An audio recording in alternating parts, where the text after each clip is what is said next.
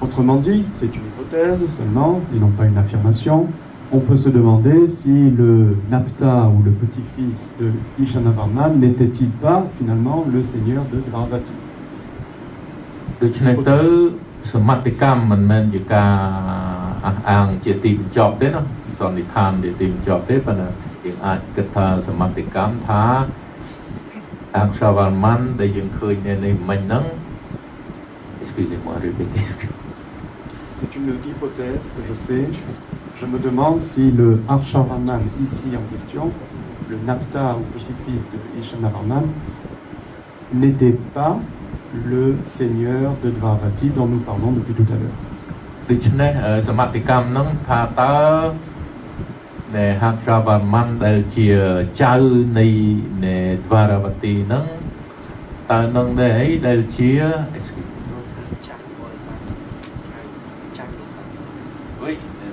petit-fils de Est-ce que oui ou non, est-ce que c'était le roi ou le seigneur de Dvaravati? តើប្រហែលជានឹងទេដឹងដែលជាបរិជាឬក៏ជាមេនៃទ្វាបតីដែលនិយាយពីមុនមកនេះ Hypothèse, hein, peut-être. ជាសមត្ថកម្មដែរណាមិនមែនទាន់ច្បាស់ Par ailleurs, cette inscription, ce panégyrique du roi Arshavarman mentionne donc la donation, des donations royales à 2 Shivalingam, aussi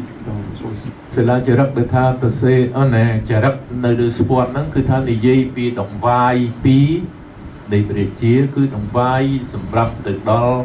ទេពដែលជាគេសាងជាលឹងណាជាលឹងព្រះឥសូរណា Et intéressant de remarquer que justement à Hutong ou à côté de Hutong, toujours le même site de Kok Changdin, la même où nous avons retrouvé des médaillons inscrits avec le nom de Dvaravati, on retrouve également des Shivalinga d'un type particulier, puisqu'ici on retrouve le type Eka Mukha avec le visage de Shiva. តើជាការចែកដនឬយ៉ាងណាដែលកន្លែងនៅចិត្តគ្នានឹងឈ្មោះនៃខោកឆាំងឌិននឹងក្នុងដីនឹងគេប្រទះឃើញលឹងព្រះឥសូរដែលមានមុខហ្នឹងគេហៅមុខលិកា Celui-ci qui se trouve aujourd'hui au musée national de Hutong. ថ្ងៃគេទុកនៅសារមន្ទីរនៅឧទ្ធរ Clairement, il y avait des cultes Shaiva dans la région. Et ici, je voudrais faire un petit parallèle avec ce que l'on connaît du Chenna et des découvertes récentes d'un médaillon en or que vous connaissez bien et qui, par inscription, serait donc le médaillon d'un certain Ishanavarman et donc Ishanapuré, la ville de Ishanapura. Vous connaissez ce médaillon probablement. On peut faire le parallèle entre ce médaillon en or et les médaillons en argent de Dvaravati que je vous ai montré. Ça s'est retrouvé au Cambodge. នេះគេរកឃើញនៅស្រុកខ្មែរនេះមួយគេដាក់អនុអ៊ីសាណាបាមាណាមួយគេដាក់អ៊ីសាណាពូរេ Proviendrait de la région de Angkor-Bolé. Malheureusement, nous n'avons pas le contexte archéologique. គេគ្រាន់តែដឹងមិនដឹងទៅថានៅជំរឿនណាទេប៉ុន្តែគេបានមកពីតំបន់អង្គរបូរីនៅខេត្តតាកែវ Donc un médaillon en or ici, et tout à l'heure des médaillons en argent pour le domaine de Dvaravati. ដែលនេះមាសដែលឃើញនៅខាងមុននោះប្រាក់នេះមាស Je parle de médaillons et non pas de monnaie, car pour moi ici ce sont des, si vous voulez, des monnaies commémoratives. Il s'agit de médaillons utilisés pour des fondations religieuses et non pas pour faire du commerce. ខ្ញុំដឹងប្រែថាម៉េចណាប៉ុន្តែគាត់ហៅថាមេដាយងដើម្បីកុំឲ្យមានន័យច្បាស់ថាវាជាលុយយកទៅចាយសម្រាប់ដូរដកណាវាព្រៀង Et puis ça c'est une autre piste de recherche également dans les sources chinoises. Que nous disent les sources chinoises sur Dvaravati, sur Chenna, sur les religions dans la région? Ici, je cite un passage d'une encyclopédie chinoise, Tongdian, rédigée en 801, et ici qui parle donc d'un État, un guo, un pays, dénommé Tuo. Alors est-ce qu'il s'agit de Dvaravati? C'est plausible. Et qui était connu donc en Chine dès l'époque des Sui. Donc les Sui, c'est déjà le 6e siècle, fin du 6e, début 7e siècle. Et qui alors donne la géographie du site. Et surtout, ce qui est intéressant de mon point de vue, ici, c'est le nom qui est donné, le nom propre donné au seigneur ou au roi de Dvaravati. Alors malheureusement, il s'agit d'une transcription et il faut encore reconstruire le nom en sanskrit, ce que je ne peux pas faire pour l'instant. មានសំណេរមួយពីឆ្នាំ801គឺថាដើមសតវត្សទី9គឺជាសំណេរចិននោះនិយាយពីរដ្ឋណាទៅសរសេរនៅលើណាប៉ុន្តែដែលសំខាន់វាមានព្រះនាមព្រះរាជាព្រះនាមហ្នឹងសរសេរជាអក្សរសំណេរជាអក្សរចិនណាប៉ុន្តែដល់គេយកមកដាក់ជាអក្សរឡាតាំងទៅវាចេញអញ្ចឹងប៉ុន្តែធម្មតាអ្នកស្រាវជ្រាវគេមានរបៀបធ្វើឲ្យទៅជាវាអាចរកឃើញពាក្យសង្ស្ក្រឹតដើមឥឡូវនេះវាមិនទាន់ធ្វើដល់ហ្នឹងដូច្នេះអាហ្នឹងវាមិនទាន់សន្និដ្ឋានបានថាម៉េច S'il y a des sinologues dans la pièce, votre aide sera appréciée pour essayer de reconstruire le nom en sanskrit de ces rois. នៅកន្លែងនេះបើសិនមានអ្នកប្រាជ្ញខាងចិនដ៏ឆ្នើមណាសូមមេត្តាជួយដោះស្រាយបញ្ហានេះតិច Alors on a beaucoup parlé des rois, mais qu'en est-il des reines? យើងនិយាយរហូតមកដល់នេះនិយាយទៅឈ្មោះលើចូលណែស្ដេចស្រីនោះមិនទាន់បាននិយាយទេនិយាយទៅស្ដេចនិយាយទៅព្រះរាជាដែលជាមនុស្សប្រុសណា Alors, il est intéressant de noter qu'une inscription en pierre, sur pierre, nous parle d'une Devi, donc très probablement une reine, de Dvaravati, qui aurait établi cette sculpture du Tathagata, c'est-à-dire du Bouddha. Ça a été retrouvé à Muangsema, dans le nord-est de la Thaïlande. នេះជាសិលាចារឹកដែលគេរកឃើញនៅប្រទេសថៃណាមឿងសេមាណា À côté de Muangsema. នៅចិត្តតែកន្លែងពួកមឿងសេមាហ្នឹងយើងឃើញមាននិយាយពីចេញពាក្យថាបារាវទីមួយផង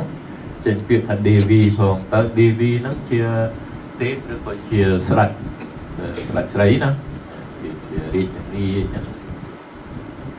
Cette inscription a été retrouvée à la base, sur la base, le piédestal d'une sculpture qui correspondait à une sculpture du Bouddha. គឺពិចារនៅលើបល្ល័ង្កព្រះពុទ្ធរូបណាបល្ល័ង្ក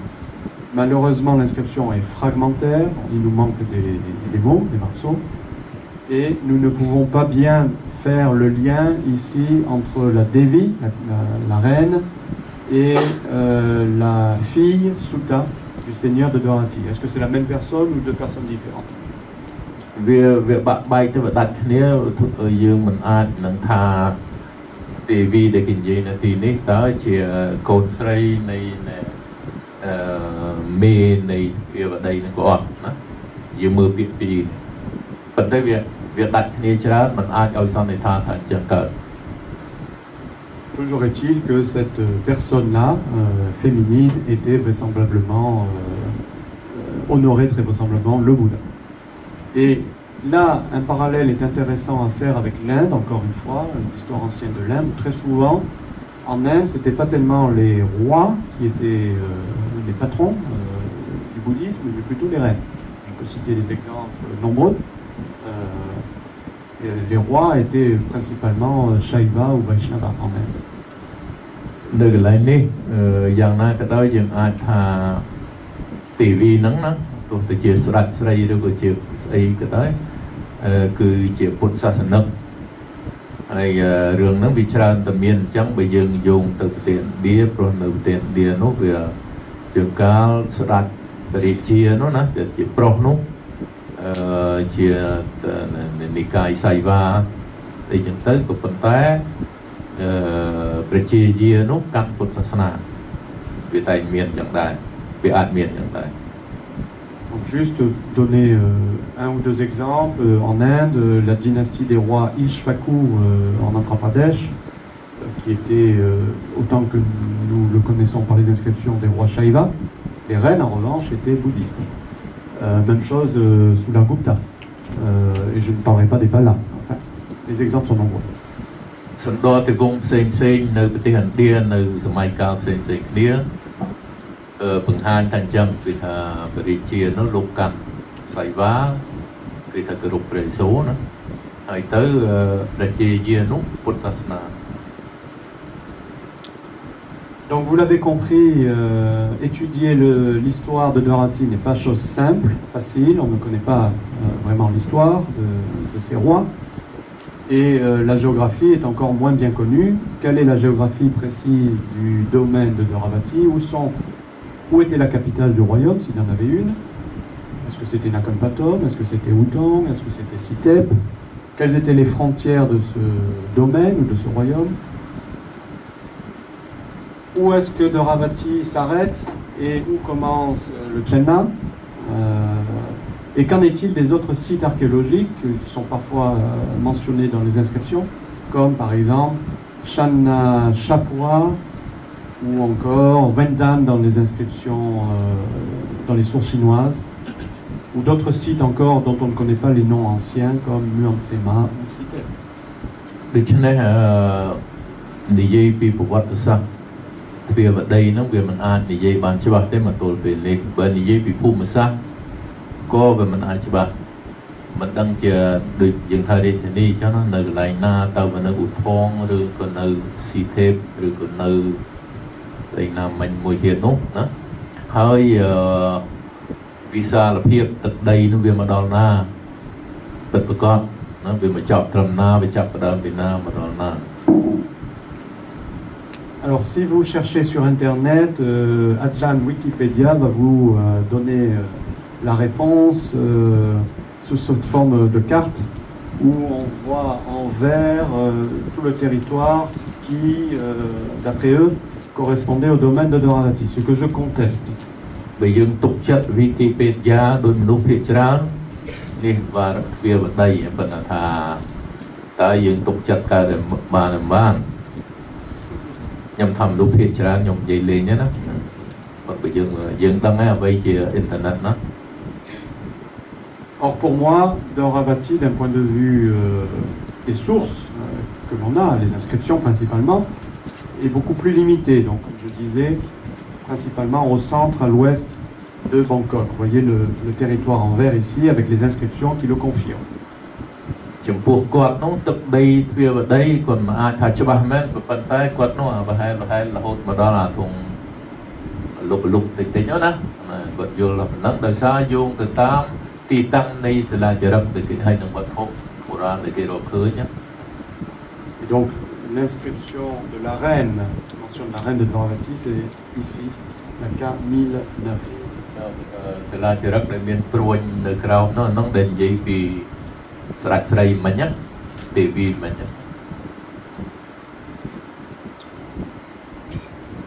Par ailleurs, on peut se demander combien il y avait véritablement de Dwaravati. Dwaravati est un nom classique, au même titre que Ayutthaya, au même titre que Srivijaya, au même titre que Champa. Ce sont des noms classiques dans la mythologie hindoue, indienne.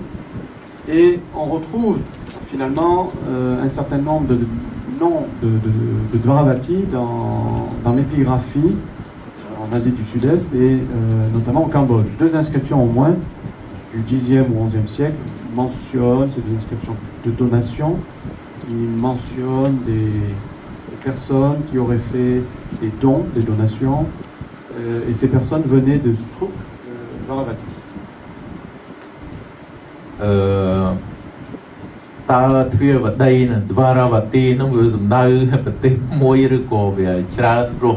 ឈ្មោះខ្លះដូចជាចម្ប៉ា Dwaravati ក៏មាននោះក៏មក Champa, Srivijaya ឈ្មោះរបៀបហ្នឹងវាមិនមែនវាដូចតែវាទូទៅវាអាចមានកន្លែងនោះឈ្មោះយ៉ាងដែរកន្លែงនោះឈ្មោះយ៉ាងដែរបៃសាទីស្អីទៅខ្ញុំនិយាយ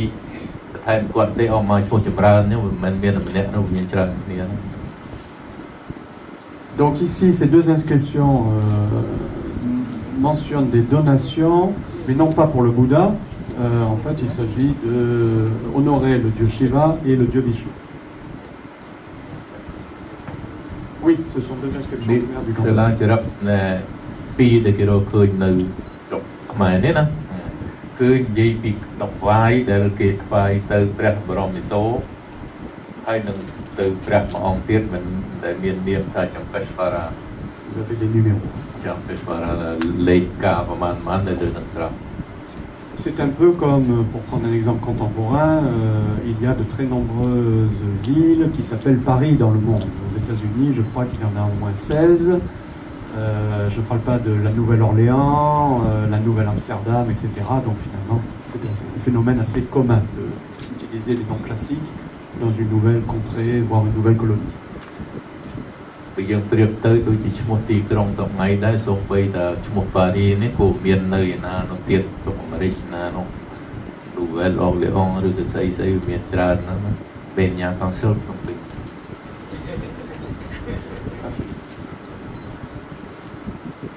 Alors quelques mots maintenant sur l'art dit de Dvaravati. Pour moi, plus j'étudie le phénomène, l'art de Dvaravati, et moins je suis à l'aise pour parler véritablement de l'art de Dvaravati. Ici, je vous donne un exemple. Les sculptures de tête du Bouddha. Vous avez en haut un exemple qui a été retrouvé dans la région du Wat Phu, dans le sud du Laos. Au centre, ça provient du Cambodge, on ne sait pas exactement où. Et en bas, ça provient de Thaïlande. Voilà. Si on observe, comme le font les historiens de l'art, le style et l'iconographie, c'est quasiment la même chose. Le même style et le même type d'iconographie. La pierre est légèrement différente, bien sûr. La pierre est différente, mais le style est très très proche. Alors, peut-on dire que cette sculpture là-haut correspond à l'art de Dvaravati, ou ça c'est Dvaravati, ou quel est finalement l'art de Dvaravati, et quel est l'art préangkorien, ou l'art du Wat Phu, etc. បើនិយាយពីសិល្បៈវិញគឺលំបាកជាទីបំផុតព្រោះវាដូចតែគ្នាណាបើយើងនិយាយអំពីណែរូបរាងរចនាបថនេះជាដើមយើងឃើញពីហោ3នោះណែខាងលើនោះពុទ្ធរូបប្រកេះពុទ្ធរូបខាងលើមកពីវត្តពូនៅប្រទេសទៀតកណ្ដាលនោះនៅម្ចាស់គេនៅនេះនៅសារៈទីជាតិណាហើយណែខាងក្រោមនោះនៅប្រទេសថៃឡង់យើងមើលទៅណែយើងធម្មតាមើលទៅឃើញដូចតែគ្នាមិនដឹងថាណាកន្លែងណារចនាបថណាបញ្ជាក់ថាស្វារវទីឬក៏ស្អីណា Tout ça pour dire que selon moi, la première sculpture, la première statuaire bouddhique dans la région, nous sommes là au 7e siècle environ, 7e, début du 8e siècle. Pour moi, c'est un style régional. Il n'y a pas de style de Dvaravati ou de style préangkorien. C'est un style régional qui est très proche. Et on retrouve ça, la même chose d'ailleurs pour les sculptures de Vishnu. On retrouve beaucoup de Vishnu vitrés qui sont quasiment identiques en Thaïlande, au Cambodge, dans le delta du Mekong également. Régional, donc de l'Asie du Sud-Est. C'est-à-dire qu'il n'y a pas pour moi de style localisé de Dvaravati encore au 7e siècle. ចំពោះគាត់ណាគាត់ថាបើយើងនិយាយពីរឿងវានេះគឺថាវាមិនមែនមានស្អីមួយពិសេសតែសម្រាប់ទ្វារវតីឬក៏ខ្មែរមុនគោឬក៏ស្អីទេអា style នឹងវារចនាបថអីហ្នឹងវាប្រហាក់ប្រហែលគ្នានៅតំបន់ធំមួយទាំងមូលណានេះគាត់ថាចឹងតំបន់ធំទាំងមូលហ្នឹងគឺថានៅឥណ្ឌូចិននៅលាយទៅដល់ណាដល់ណីចឹងទៅណាវាមិនមែនពិសេសតែទ្វារវតីឬក៏ពិសេសតែខ្មែរមុនសម័យអង្គរឬក៏ស្អីចឹងណាវាទាំងអស់វាជារចនាបថនៃតំបន់ដ៏ធំមួយជាតិសាសន៍ផ្សេងៗគ្នា On observe le même phénomène avec les sculptures de Vishnu vitré. គេឃើញរបៀបហ្នឹងបើយកណែរូបព្រះនរាយណ៍ដែលប្រកេះដូចពាក់ស្អីនោះកំពុងឲ្យទៅលើនោះណាហ្នឹងគួរវាដូចគ្នាចឹងដែរ Donc ici je vous montre un autre exemple qui selon moi définit ce que j'appelle un style régional justement, commun, à peu près commun, très proche en tout cas, sur la Thaïlande, le Cambodge et même le delta du Mekong. Ici donc vous avez 3 statues du Bouddha, respectivement retrouvées dans 3 pays différents. Et je ne vous dirai pas lequel, c'est à vous de me dire lequel